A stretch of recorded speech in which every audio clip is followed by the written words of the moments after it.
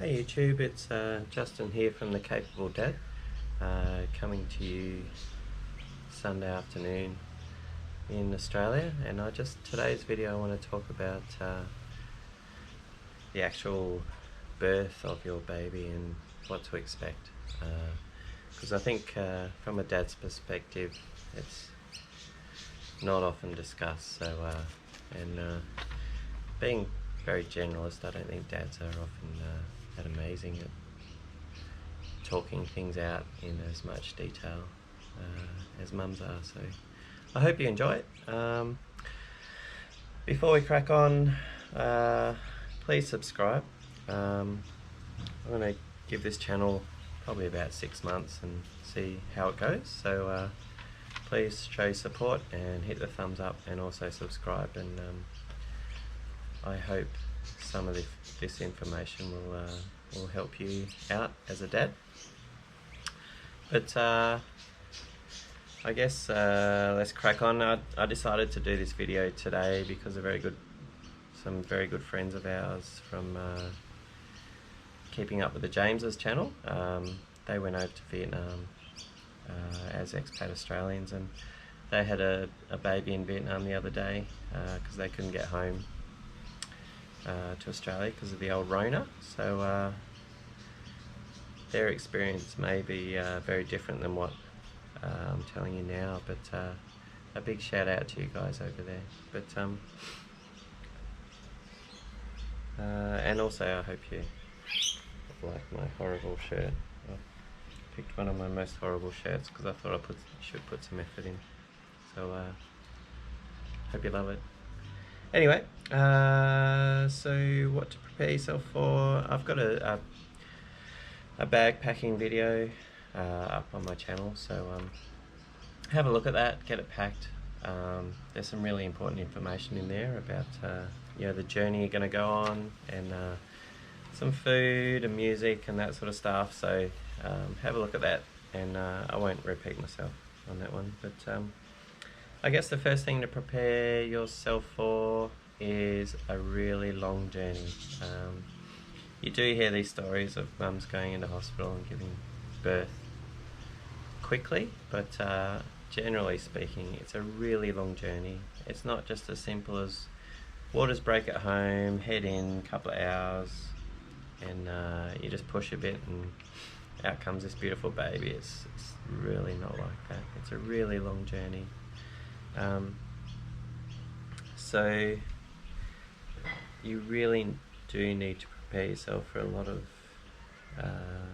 of people coming into the room, a lot of stop-start, a lot of screaming, a lot of pain, a lot of uncertainty, trying to read people's faces, see if something's going wrong, because a lot of the time they're monitoring for fetal distress. And the main way to find that is with heart rate, whether it goes right up high, or what's worse is if it goes down low. So you'll get to hear your bub's heart rate a lot in the birth suite, and you'll hear some beautiful heart beating noises, but if that drops, everyone will get concerned, and that's usually the time people go, oh, maybe we need a cesarean, which is where they cut open and pull the baby out the sunroof, so to speak. So just get to know that noise. You'll hear a lot of your bub's heart rate. Your partner will be really hormonal. So what you think you might like in the birth suite, or what you've decided in your antenatal classes that you might like, you may not like. It's not like the movies where mum's got her feet up in the stirrups. There's a lot of movement around the room. You can go in the shower, go in a spa if that's the kind of birth suite you're in.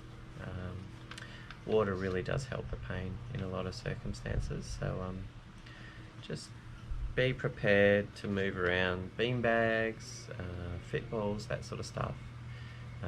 It's pretty modern to see that sort of stuff in birth suite, so just prepare yourself for that. It is really quite graphic. So the actual birth or the lead up to the birth is quite graphic, and I guess if you've got a weak stomach for blood, guts and that sort of stuff, just prepare yourself for that, because you don't have to go down the business end. You can stay up the head end with your loved one. If you know you've got a weak stomach, just don't put yourself in that position to go down there. It can look pretty horrific, and there's things like episiotomies where they cut just so mum doesn't tear down into her rectum. There's a drip where blood might come out when they put the drip in, and then the last bit where you cut the cord.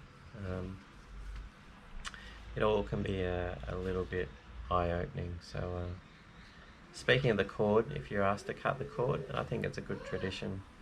But it's not just a simple cut. It feels like some really dense tissue, and it often needs quite a few cuts. So just prepare yourself for that. But it's a lovely thing to do as dad. So just get in the mindset that cutting the cord will be a really good thing. And the other thing is, once bub comes out, the placenta's got to come out, and that's, I don't know, it's the most gross piece of tissue you've ever seen in your life. So it's like, I don't know, I won't go there, but it's best just not to look at the placenta if you can get away with it, if you've got a weak stomach. Some places they may ask if you want to take it home and bury it. I'm not sure if you're allowed to do that anymore, but for my first 2 kids I was asked if I wanted to take home the placenta, but no, it's pretty gross. That one just goes into landfill. Let that one go. Partner might get really loud, scream a lot and swear a lot, and that's okay. Being loud is okay. Partner might move her bowels and pass a lot of wind, and that's very normal. So just prepare yourself for that as well. So it's hard yakka for your partner. So just prepare yourself for lots of graphic stuff and things you don't normally see. I'm not really painting this well, but I guess it helps you prepare for something that you may not have been prepared for. Your partner has a whole bunch of hormones getting released when giving birth, and then afterwards as well. You won't have that, so everything, your mindset is just as it was before, but your partner's mindset will be very altered. So just prepare yourself for a bit of a disequilibrium in things for a little while, because there's a massive hormone shift, and you just need to prepare yourself for that. If your partner tears, or if she has an episiotomy, she might need some stitches down there as well. So after birth, that might come as well, and it's a really important thing. If it's just a minor tear and someone wants to ask you if this needs stitches, just say yes. Just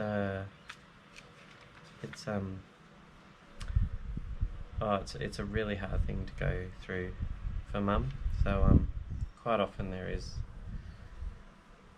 a need for stitches, and it's I guess it's a bit of a negative of the human race that something so big has to come out of something so small, and often there's tearing and cutting needed. So just be prepared for that as well. And afterwards, she's going to be super sore down there. So there's a lot of things that will help, like frozen sanitary pads and those sorts of things. But the midwife will talk to your partner about that.